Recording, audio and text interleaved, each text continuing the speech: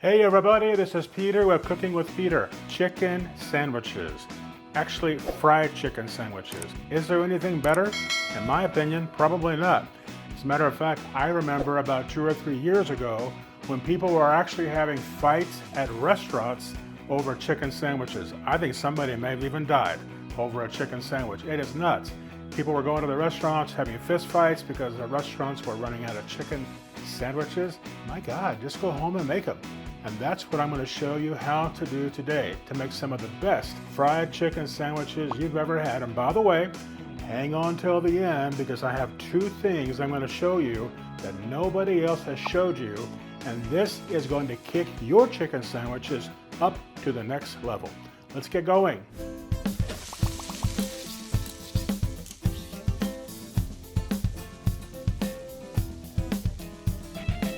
Before I get going, I want to give a couple of shout outs.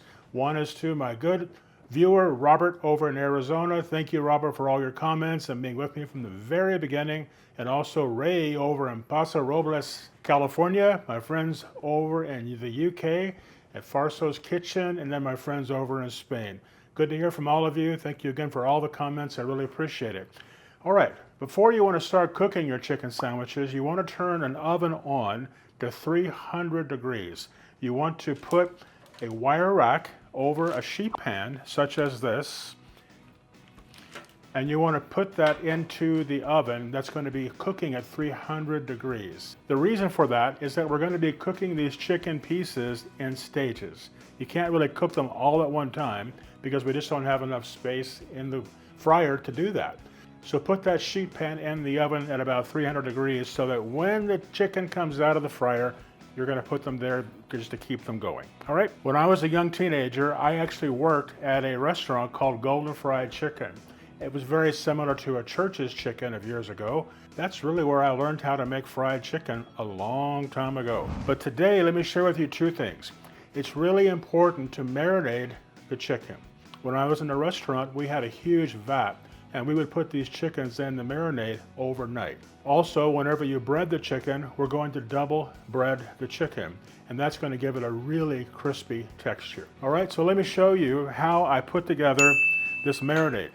So what I have in here are the chicken pieces, and this is buttermilk, and then in the buttermilk, I put in garlic, and then I put in a jalapeno pepper. I slice the jalapeno pepper in 2, and that gives the chicken a little more flavor, a little heat, but not much because that buttermilk is going to really dampen that down. In addition to that, I put in a little onion powder into the marinade. I let the marinated chicken sit in the refrigerator overnight. You want the chicken to marinate at least 8 hours, but not more than 24 hours. So let me show you, we have the chicken here. Now I'm going to bring over our dredging flour.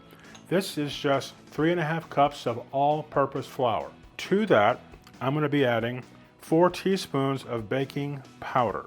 I'm going to add 1 teaspoon of a garlic, salt, pepper blend made by Kinder's. You can use any company you want. I'm not tied to Kinder's. I'm just letting you know that's what I'm putting in. Now we have 1.5 tablespoons of kosher salt. You could use kosher salt or you could use sea salt. If you're going to be using regular table salt, cut that back to about 1.5 teaspoons. Here we have 1.5 teaspoons of black pepper. We have 2.5 teaspoons of smoked paprika, 1/2 teaspoon of onion powder. Here I have 1 teaspoon of dried dill. Dried dill. Interesting, right? More on that later.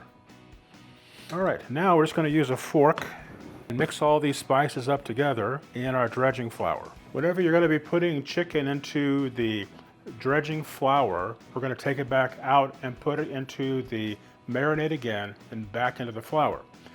However, you're not finished when you do that.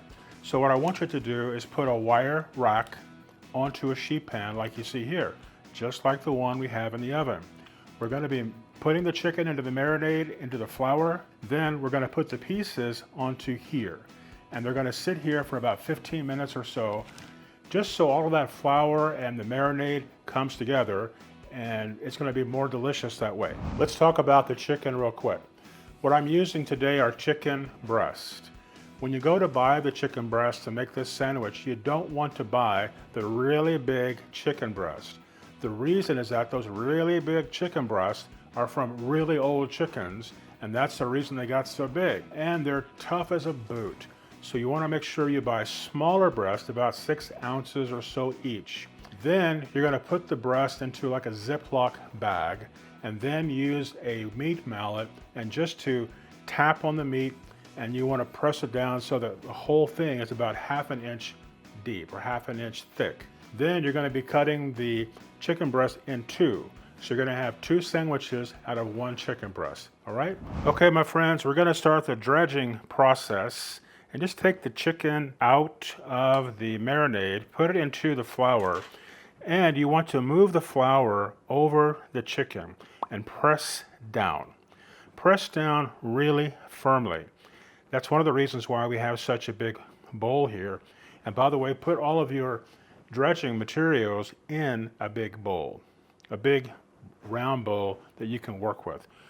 Put the floured chicken back into the marinade. Roll it around there. And now we're going to move this back into the flour again.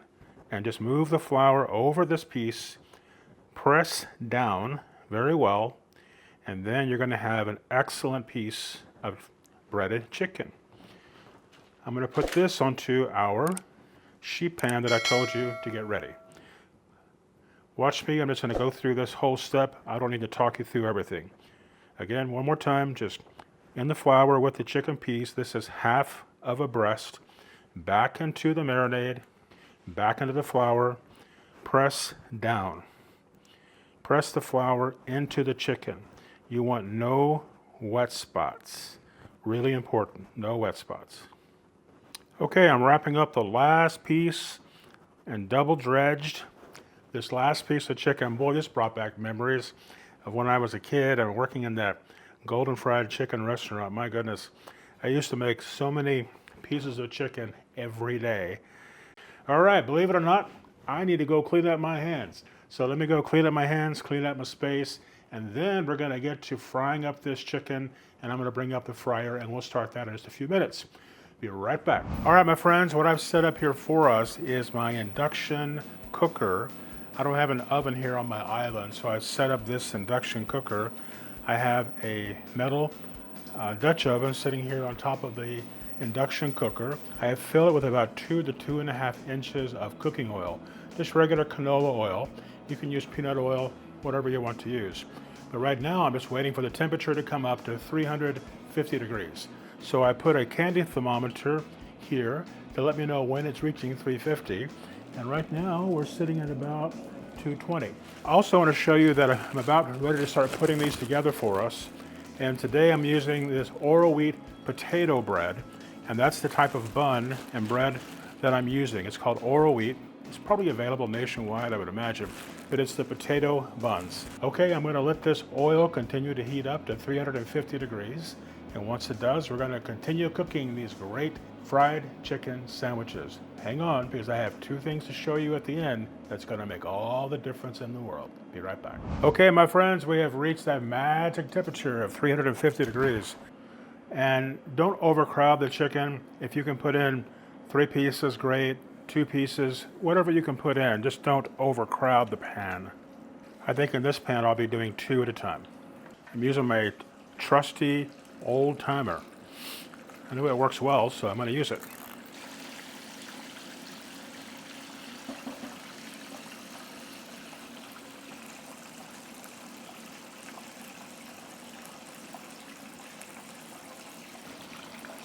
All right, my friends, this first batch of chicken is ready. I let it go for about 7 or 8 minutes. Also, you can see that I'm using a slotted spoon, sometimes called a spider, to pick up the chicken, and it makes it easier to get the chicken out that way. Now, I'm glad you held on, because I'm going to show you a couple of things you should be doing. Number 1, as soon as the fried chicken comes out of the fryer, you want to use some salt. Immediately salt the chicken using some good quality salt. Then pepper. Immediately, as soon as it comes out, And then here's the big trick. Dill, dried dill. If you have fresh dill, fine, but dried dill. Now some of you will think, you know, whenever I go to that famous restaurant that sells chicken sandwiches all over the country, they always talk about brining the chicken in pickle juice. However, go to their website and look at the ingredients. There's not one thing on there that talks about pickle juice. It does talk about spices. So one of those spices is dill, because it reminds us of dill pickles. I'll put this into the oven, been keeping them warm for about 300 degrees, and we're gonna go on to the next ones as soon as the oil comes back up to temp. Be right back. All right, my friends, the heat has come back up to 350, so now I'm ready to move on and do the next 2 pieces of chicken. Here we go. All right, my friends, it's been about 8 more minutes, and I'm taking these chicken pieces out. Again, they look so fantastic. Look at that. I gotta ask you a question. If you were gonna go have a chicken sandwich, would you want that little small 3-ounce piece of chicken? Or would you want a piece of chicken like this, that looks like this? I guarantee you, I can tell you the one I want. All right, let me get the salt on here, like before, salt. You wanna salt fried food immediately. Pepper. And now, the dill, a little bit of dried dill. I'm gonna put these back in the oven, and I'm gonna continue on. I'm also gonna take about 2 or 3 of the potato buns, and since this will take about 10 more minutes, I'm gonna put those onto this baking tray that I have and let them start to toast. And by the way, I forgot to tell you, when you're toasting those buns, be sure to put the cut side down. Don't put it up, put it down. All right, I'm gonna wait for this to come back up to temperature, and then we're gonna finish this off and put these fantastic chicken sandwiches together. It's gonna be amazing. Be right back. Okay, my friends, it's finally time to put together these fried chicken sandwiches, and they smell amazing. What I have here is just the potato buns that I was sharing with you that I put in the oven and toasted those for about 10 minutes. This is nothing more than buttermilk ranch dressing, Hidden Valley, and I put in about a tablespoon or so of these dried herbs. And that's all that's in here. This is kind of an herb mayonnaise, if you will, but it's just ranch dressing with these herbs, a buttermilk ranch. So now I'm also going to be putting on some pickles. I like to buy pickles whole, like this, because I like the pickle slices to be a little thicker.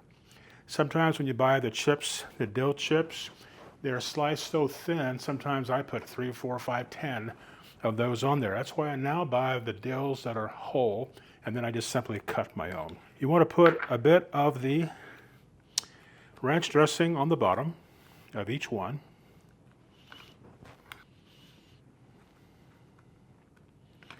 Now we're going to put on the pickles. You can put on 3 or 4 slices each, whatever you want. As I said before, I like them to be a little thicker. Looks like I need to cut one more. Can't be cheating anybody. See, this is how I slice them, thicker, just like that. Makes it better. Now I put on some green lettuce, green leaf lettuce. Before I put the chicken on, I'm going to put more of this dressing on the top piece. This is the dried dill that I've used, made by Lighthouse, same company that makes the dressings in the refrigerated section. Big piece of chicken, big piece of chicken, big piece of chicken. Now, all we have to do is put the top on, and there, my friends, you have one of the best fried chicken sandwiches you're ever going to have. I'm going to pull it up here for you. Look at that. Doesn't that look delicious? Why, yes, it does. I hope you will try this recipe because it is a wonderful recipe. Take some time, to do it, but it comes out great. Your sandwiches are going to be delicious. You will love them. I want to say thank you again for watching the video, and I want to say thank you so much to all of our new supporters. You will be seeing those on the end screen. We've had many new supporters. I guess when you go over 2,000 subscribers, the supporters finally realize, hey, maybe this person is for real, and they're going to hang with us and Thank you again for all your support. You could become a supporting member too. Just click on that join button down below and you can become a member, or you can become a sous chef, a kitchen assistant, or even my boss, becoming the executive chef. Well, thanks again for watching the video today. I really appreciate it. And do me a favor, give us a big thumbs up and give me a comment down below. Let me know what you think about this sandwich. Would you make this sandwich? Would you like to eat this sandwich? Give me a comment down below. Tell me where you're from. I read every comment and I respond to every comment that you bring in. Well, thanks again for watching. We'll see you next time.